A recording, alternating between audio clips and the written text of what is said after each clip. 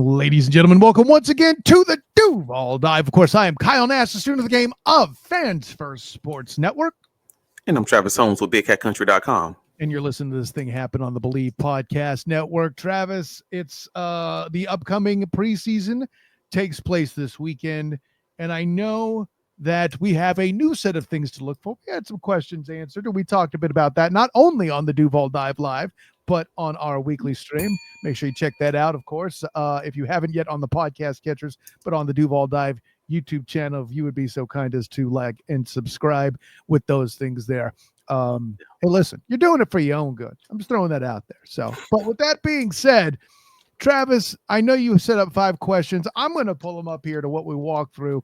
And for me, I like point 1. I hadn't thought of it before I stepped in today to do the show with you, but I am going to say now, yeah, we aren't talking enough about that. Maybe because I'm so very humbled by the fact that Dwayne Smoot did what he did, and now you're going to talk trash, even though it's Travis Hunter that made that even possible, as you pointed out twice. But 2 sacks, and with one of them wasn't exactly really impressive per se. Like the D-line, I can make the argument. I mean, I made jokes about the Smoot thing, but I can make the argument. The argument could be made, whether I want to make it or not, that the defensive line was quite underwhelming without Trayvon Walker nor Josh Hines-Allen on the field from the pass rush perspective. I think it's fair that you ask for more here. Will they wake up is the question, right? Am I in your same wavelength here? Well, I mean, in some ways, yeah. Like, I think we're on the same page. Like, the Jaguars did have the 2 sacks. Danny Strigo had one, and Dwayne Smoot had the other. I believe on the second series of the game. And we showed that one on the Show Don't Tell on Wednesday's Duval Dive. But I just needed to see a little bit more. Like, they had a few quarterback hits. Like Yasir Abdullah had a quarterback hit. We talked about the sack from both Strigo and Smoot. Eli Mosert, the small school defensive tackle out of what was it, North Dakota State, and BJ Green out of Colorado. They all had quarterback hits in the game. So it's not to say that these guys weren't doing something, but can this pass rush truly wake up? Because they need sacks. And I would like to see them from guys who I expect to contribute. Like, I need to see something from Jordan Jefferson. Like, just to point out a guy.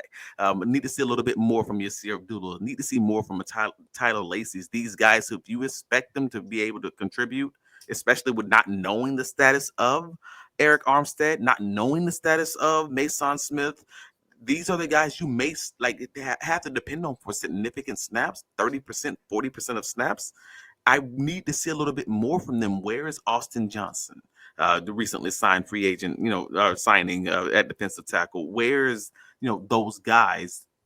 And you didn't see a lot from them against the Pittsburgh Steelers. So I'm curious if they're going to be able to step up in this New Orleans game. So that's the big piece for me. I need to see a little bit more, because if you're going to have the showing that they had in that first series with the starting group, and folks are going to generally be down on the defense right now because they want to see more. And I think people being in that show me phase saying, hey, give me a pass rush. Show me something. If the secondary can't cover, the defensive line got to pick up the slack. Somebody got to show me something, and I get it. And in the full disclosure, we would be remiss to not bring up, the situation with Eric Armstead and Mason Smith not being currently involved, something, right. Injuries. Though personally, I think Eric Armstead is going to skip the whole of training camp. I get it. He's a vet. He's earned that right. I'm not dissing it. I'm just telling you that I'm pretty sure that that's going to happen, and how much that might have affected the linebacker front. We mentioned point 2 here, consistency at linebacker. And that's something that we need to see more of from these guys, right? If Jack Kaiser is going to be the heir apparent to Foye Oluokun, that's a big deal. If Jalen McLeod is going to prove me wrong as a stand-up linebacker, we got to see more of it. All that sort of thing has to happen. And by the way, we're still looking for proof from Devin Lloyd in the meantime, in there amongst the starters as well. So I don't know. I see where you're going with that too. No, but you made a point. You made the early point you made as far as the fact that the defensive line and the linebacker play go hand in hand. We talked about that, and we showed you on the film on Wednesday's Duval Dive with Devin Lloyd trying to figure out which gap to shoot because he can't figure out if he should be here because you got Tyson Campbell, cutting inside. I can't figure out if I should go there because I have Eric Murray shooting this gap, and he ends up not shooting any gaps at all. Like in those types of situations, you are depending on the guys around you. You have to depend on them to do their role and for me to do mine. And if anybody's out of place, then I'm kind of having to play off you. So in that way, I do understand the Jaguars linebacker core is going to be dependent upon what the defensive line group is going to be doing in front of them. And if they're struggling, it's going to make the linebackers look like they're struggling and vice versa.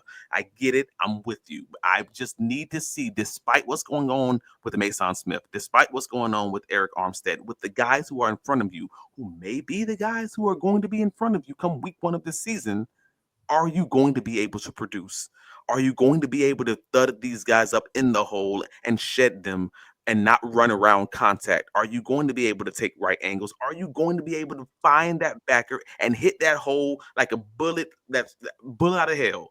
Or are you going to be that guy who's slow playing it because I don't truly trust what's going on around me, whether it's the scheme or whether it's the players, etc.? I need to see Chad Muma's name more. I didn't hear much about him as far as in the game. I believe he had like 4 tackles in the game, but I don't recall anything of substance. Jack Kaiser, he's been showing out in camp. He's probably one of the better performing rookies in this class right now in camp. But when it comes to game time, I just needed to see more from him. And again, I'm hoping that's not related to the defensive line unit, but nevertheless, Ventrell Miller, like all these guys, I need to see a little bit more from if I'm going to depend on this being what you end up seeing in week 1, because we have questions at defensive line. You have questions in the secondary. You can't have questions at linebacker too. If you got questions in every aspect of this defense, and then you have a first-time defensive coordinator, bro, you got problems. I mean, we got problems across the board. So I'm truly looking forward to these guys, one of these guys to step up in this second group of linebackers behind Devin Lloyd, behind Foye Oluokun. And that's also to mention if they end up playing, I would like to see Devin Lloyd play, honestly, in Sunday's game. I know he's a starting linebacker, and I know most of these starters likely are unlikely to play. But personally, based on the tape in week 1, I want to see Devin Lloyd play in this Sunday game because I think he could use some playing with these guys to get acclimated to kind of trusting them in their roles and everything within the defense, so that when it comes game time, he's not having to think about will this guy do this? And I've seen this guy do this, so I'm knowing I can trust him to hit this hole and to do my right coverage or whatever it may be. Like, I think there's some playing off each other that kind of needs to happen as far as those guys are concerned. But that's kind of where I'm landing with those guys. But overall, I would love to see some consistency from this linebacker group, and I think we might get it on Sunday, but we'll see. We're talking about looking for linebacker consistency, like you're mentioning there, champion. But the whole thing about it is there's still people on this planet that don't understand Foye Oluokun as the most underrated linebacker in the league. It makes no sense to me. Finding somebody who respects him properly is a very just incredibly hard thing to do. Almost as hard as finding great candidates to hire when you're looking for someone for your organization. You get too many resumes, not enough candidates with the right skills and experience, but not with ZipRecruiter. ZipRecruiter finds amazing candidates for you fast. And right now you could try it for free at ZipRecruiter.com/audio. Hey man, and whether it's in my time looking for the best talent at BigCatCountry.com or in my previous life as a manager of an insurance company, it doesn't matter. We using ZipRecruiter is the way to go. Using their smart, technology, using their powerful matching technology, it links you with the best candidates on the market, and you got to lean into it. If you want the best candidates on the market, you got to go to ZipRecruiter. And when that technology does its job, you can get that little extra edge by reaching out to that candidate ASAP with that invite to apply feature that encourages those people to apply even sooner. And so stop playing around with these other sites. Stop trying to nickel and dime and trying to find ways around. No, ditch the other hiring sites and let ZipRecruiter find what you're looking for. That needle in the haystack. 4 out of 5 employers who post on ZipRecruiter get a quality candidate within the first day. So try it for free at this exclusive web address, ZipRecruiter.com/audio. Again, that's ZipRecruiter.com/audio. Hey, ZipRecruiter, the smartest way to hire. Thanks for the support from ZipRecruiter, of course, there too. But getting into it, oh boy, O-line questions. Here we go. No, listen, I like that you mentioned Wyatt Millum pushing. I still think it's funny that for all the Monheim questions that are asked, not necessarily by you, though you did pass him off as just this, what is this? This guy, he's a late pick.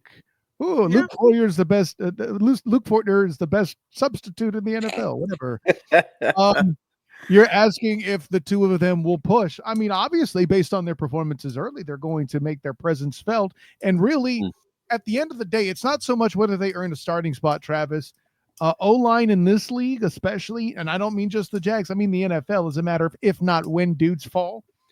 You got guys that are going to step in and do the job, and you got to dig that.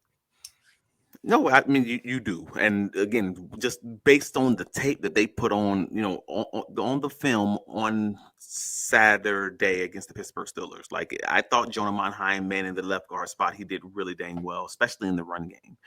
Like again, we talked about on Wednesday's Duval dive with my Wyatt Millum. Also, he was at right, Millum played left and right. And I believe Monheim just played at the left guard spot. But I thought they both created solid gains for Tank Bigsby early on rushes, and also Bixby and also Bashaw Tutin's later rushes. Like I thought they did really well. Whether or not the passing game is going to come along, I think it's worth the conversation to say, hey, we don't really know what's going to happen as far as Ezra Cleveland is concerned. We don't exactly know what's going to happen as far as Patrick McCarry. Like they've been playing him at the tackle positions also, just to figure out who's going to get in that best five. And all of a sudden, we see Jonah Monheim and Wyatt Millum step up. And oh wait, are these guys in this competition? Like I didn't originally think that. I thought this was going to be more of a hey, give these guys a year and develop kind of conversation. But when you see how they play and not giving up a pressure or a sack in the passing game, and still being pretty dominant in the run game, I don't know. Okay, I mean, maybe if you want to be an efficient, if you want to be an efficient offense that's able to run the ball, and you have two guys who are doing just that, we can figure out the passing game stuff. But if you even if you're not my style, because we've talked about this in previous Duval Dive podcasts, I have a certain style of offensive line. They may not be necessarily my style, but they're getting the job done, and I would not hate on that. I shan't hate on that. So overall, hey, Jonah Monheim, Wyatt Millum, they showed that they belong in that first week of the preseason. Can they duplicate that performance? Can they do it again? If they do, I think there's a real conversation to say that one of those guys might have a legitimate shot of pushing, Chuma Adoga or Patrick McCarry or whoever's going to be, Ezra Cleveland at that left guard spot. So that interior O line may have a lot of shifting going on, and I'm just curious about what these guys are going to show me it for a second week in a row.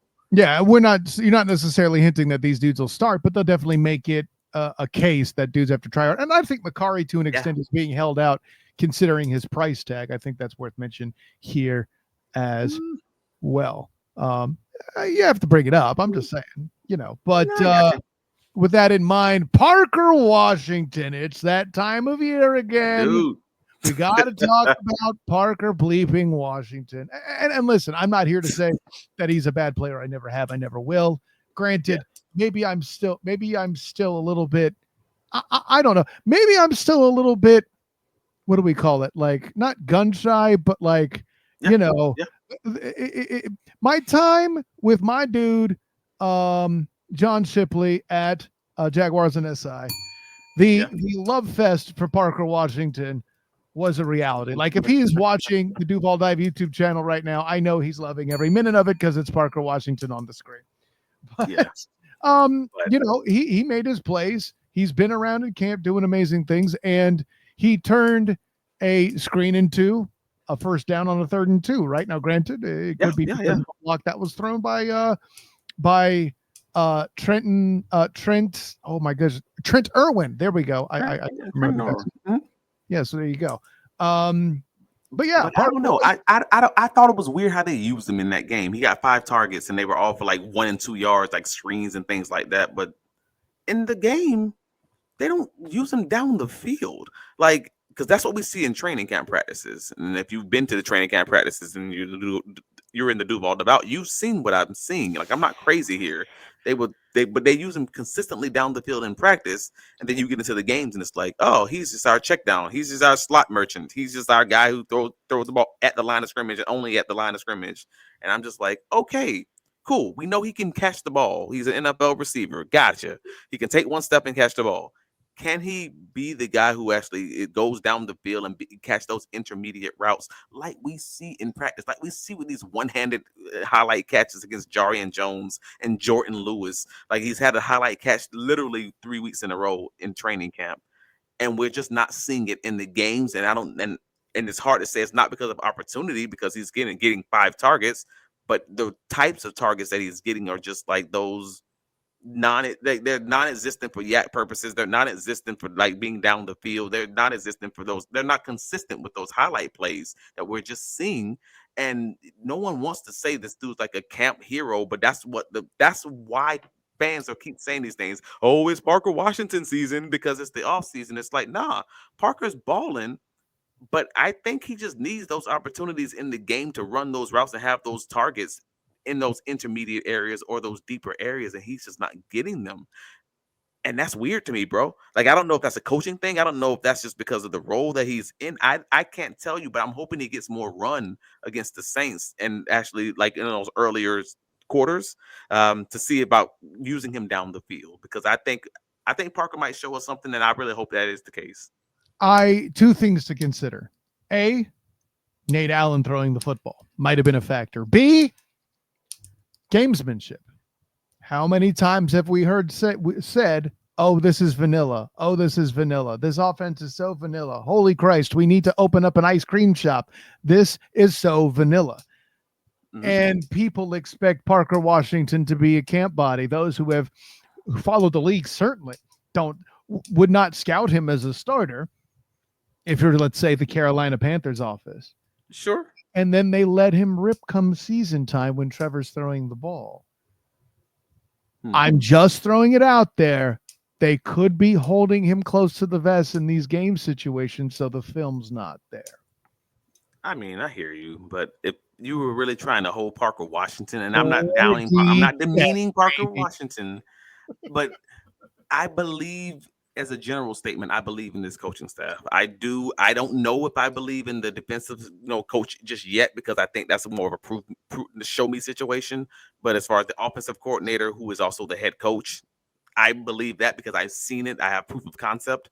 As far as the defensive coach, I still have questions because I'd like to see it, especially how they struggled in week 1. But I'm using that to say I have trust in their process and I have trust in the guys.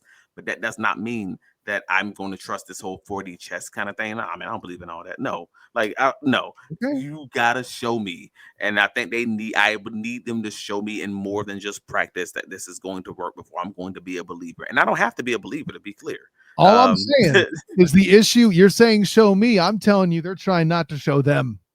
And, I originally made the argument that they wanted to be able to just show that they can move the ball down the field with those quick outs, those slants, those screens, etc., because that's what Doug Peterson's offense showed they weren't able to do in that 2023 and 2024 season. Like, what they were clearly able to show is that they can hit deep balls. Trevor Lawrence was top of the league, I believe top 4 in the league as far as that, in the 20 to 30 yard range. So they know that they can do that, and I think that they're just hoping that the other stuff will come along. Yes, sure. You can pick up a 3rd and 10, but can you pick up 5 yards on first down? Just can you hit a slant? Can you hit an out? Can you complete this screen pass and have everybody be blocked without being called for a holding penalty? Frankly, I like prioritizing keeping 3rd and short to be part of your mantra. You damn well know this offense last year could not do that crap. That's it. So I think that seemed to be the focus when they talk about fundamentals and they talk about basics and all of those things in this first preseason game. And maybe that could be a part of the reason that Parker Washington was only getting these 1-yard catches. But again, you still you're throwing 15-yard throws to BTJ. You're throwing deeper throws to Joshua Cephas. I'm just saying, hey, can we see Parker Washington do some of those same types of routes, so we can see the same thing that we see in training camp? Because otherwise it does look like what folks are talking about. Hey, camp hero. Yeah, he's a camp merchant. Like, I I just don't think believe he's that's the Diami's case. backup. That's all I see. I think he's Diami's backup right now. And we've talked about how much Diami was going to catch screens. You, Jordan DeLuco, Screens. Jason Yeah, Trent, all that. that's fair. Maybe that's the way they're conditioning him, is to fill that role because they know he can do the other stuff. There's so many potential ankles that I'm not ready to get worried about yet, and that's okay. I'm not saying these are bad observations by you. I'm just reminding the Duval devout out there that there may be a little there. I'm just saying. Anyways, for That's fair. fifth and final thing, clean up the miscues. And I don't think you're going just to penalties on this, although as much as we've talked about it, you would be right to cite that here. I think it's the other little things too, running in the wrong hole, realizing, hey, this dude might be a little faster than what I saw in college and missing a tackle. Hey, maybe, let's go towards the gap where the running back might be linebackers. I hear all of that. Right. But and the only comeback I would really make isn't every team trying to get rid of the miscues at this point, right? I mean, but every team, yes, but every team doesn't have these miscues also pop up very moderately consistently in camp. That's the kicker. And I want to be clear in saying this. Like, yes, every team's trying to clean these things up, but every team does not have the roster that the Jacksonville Jaguars have right now. And what I mean to say is the Jaguars are not in the same scenario or the same situation as a team like, let's say, the 2024 Tampa Bay Buccaneers, where there are many teams in the NFL that I would look at the Tampa Bay Buccaneers and I would look at that team side by side and say, nah, man, the Tampa Bay Buccaneers are the better team. Just line them up. Just line them up 1-to-1, man to man, coach to coach, whatever. I think they're the better team. You could say that about the Tampa Bay Buccaneers in 2024, especially in the division that they were in and against that schedule in 2024. I can't necessarily say that for the Jacksonville Jaguars in 2025. So when you have a team like the Tampa Bay Buccaneers, they may have the guys, they may have the hauls, they may have the dogs to just be able to line up and say, yes, I may have started the season off with a lot of extra penalties and maybe a few drops here and there, but I had the better team and I was able to kind of make that up because I just had the better guys. When you're a team like the Jaguars, who may be closer to those other teams or maybe even be the underdog, you don't have that luxury. You don't have that extra space. Like, you need to be clean on that penalty sheet. You need to be clean on the drops. So you were coming out of a camp where you've had multiple days where there are multiple drops by multiple guys. I mean, on Tuesday's practice, you had drops by Brian Thomas Jr., dropped by Brenton Strange, De'Ami Brown in the teams period. Travis Etienne dropped his one-on-one with Andrew Wingard. De'Ami Brown tipped a pass that was like slightly behind him, but it probably still should have been caught from Trevor Lawrence that resulted in an Eric Murray interception. Like, these are just Tuesday's practice. That's one practice. And that's in addition to the penalties.